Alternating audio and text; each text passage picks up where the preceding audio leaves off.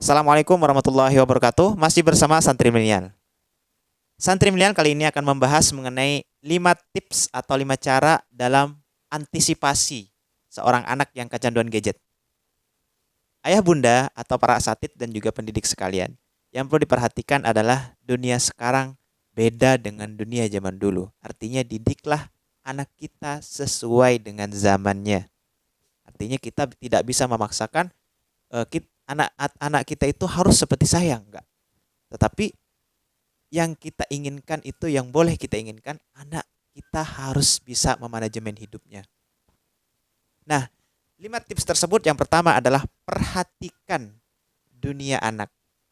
Ya, dunia anak sekarang ada dua dunia. Itu menjadi tanggung jawab pendidik sekaligus juga orang tua.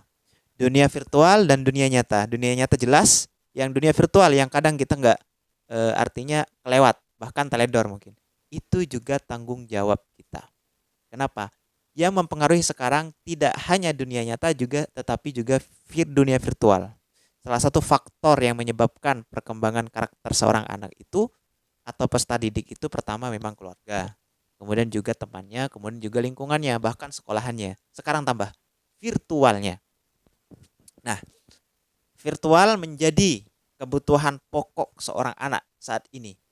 Artinya eh, tidak bisa dilepas. Andaikan kita membatasi secara total, itu dikhawatirkan nantinya dia akan membalas ketika sudah bebas, kayak gitu. Ibaratnya seekor ayam nih, ayam yang naluriahnya jalanan, lalu kita kurung di dalam kurungan, apa yang terjadi? Dia ketika selepas 1 minggu, maka dia akan lepas, bahkan lari, bahkan juga pergi sejauh-jauhnya kayak gitu. Itulah dunia anak zaman sekarang, kebutuhannya adalah dunia virtual. Mungkin kita membatasinya, tetapi sekaligus berikan ia pemahaman. Nah, berikan ia pemahaman, tetapi tidak dibatasi secara total, tetapi berikan waktu kepada dia juga bersentuhan dengan teknologi yang memang kebutuhannya. Itu. Kenapa? Kalau kita batasi secara total jelas, misalkan dia batasi 1 bulan, misalkan, maka yang terjadi ketika dia lepas dari batasannya, dia akan mungkin buka gadget 24 jam. Bahkan lebih parah lagi bisa sampai 30 jam mungkin ya. Yang kedua, tidak memperlihatkan kita bahwa kita itu kecanduan gadget juga. Jangan sampai. Itu sangat berbahaya. Kenapa? Dia akan bilang, kenapa orang tua saya kok megang HP sementara saya dilarang pakai HP kayak gitu. Itu anak yang cerdas biasanya kayak bertanya kayak gitu.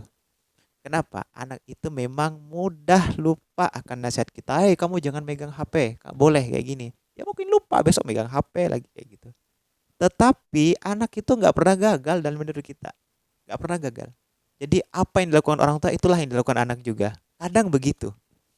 Jadi mulai dari kecil, misalkan anak yang baru lahir, dan mulai dari dia mulai menerima informasi dengan cepat. Biasanya anak umur rentang 0 sampai berapa tahun gitu, 6 atau apa, dia ingatannya ingat banget. Artinya memang ingatannya itu sangat kuat. Jangan sampai kita menampilkan sesuatu yang tidak baik. Artinya kata-kata yang tidak baik atau memperlihatkan perilaku kita yang tidak baik. Itu akan tertanam dalam memori jangka panjang. Itu sangat berbahaya. Yang ketiga, bawalah dia dalam kehidupan kita, bukan dibiarkan dalam kamar sendirian. Nah, kadang nih orang tua, penting nggak jalanan nggak apa-apa nih. Di dalam kamar juga santai, kayak gitu. Mungkin orang tua kayak gitu bilang. Tapi yang perlu diketahui adalah ketika dia di dalam kamar, buka HP itu sejatinya dia sudah keluar rumah. Tapi kita nggak pernah tahu apa yang dia telusuri. Nah itu. Tetapi cara yang terlembut mungkin bahwa dia jalanan atau bahwa dia jangan urusan kita dalam bekerja, ikut bawa bantu. Itu yang tentunya akan menanamkan sifat karakternya, sifatnya peka dengan kehidupan. Jangan sampai kita membiarkan yang justru kepekaan itu akan surut gara-gara dia suka di kamar dan juga buka gadget. Akhirnya nggak peka dengan orang lain. Latihlah dengan cara yang lembut tadi. Kemudian juga 4, selalu pantau privasi anak. Privasi apa ya? Ada sih kayak gini sempat saya bukan sih. Privasi itu ya urusan pribadi lah. Yang dunia nyata mungkin mudah kita mantau, tetapi dunia virtual, mungkin anak-anak di bawah umur atau apa juga harus dipantau dan juga termasuk remaja juga harus kita pantau. Itu tanggung jawab orang tua dan juga pendidik. Mengapa? Mungkin dia dunia nyatanya nggak kemana-mana, tetapi dunia virtualnya dia kemana-mana, akses ke sana kemari. Dan mungkin saya pernah deh mewawancari seorang anak begini, dari mana sih anak kamu itu dapat bahasa toksik, bahasa kasar dan lain-lain? Dia bilang sejujurnya, saya dapat dari game start, saya dapat dari grup teman, Pak. Kayak gitu.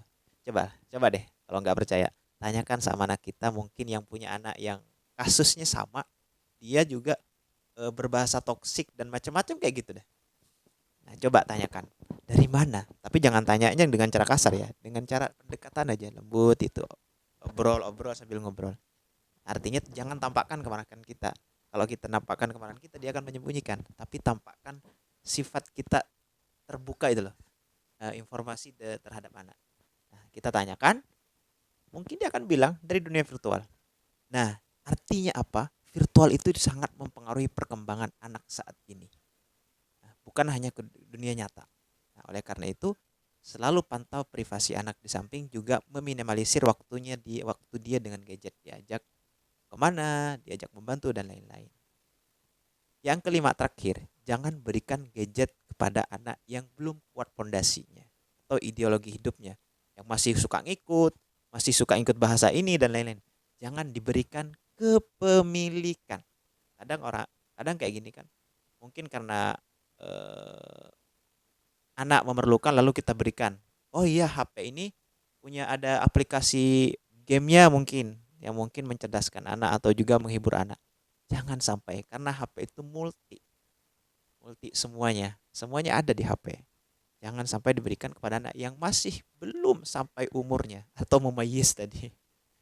Yang jual beli aja nggak bisa kan, artinya salah satu syaratnya adalah rush atau memayis atau cerdas. Bagaimana kalau misal anak di bawah umur kan nggak dianukan dalam hal jual beli kan. Begitu juga menggunakan gadget tadi.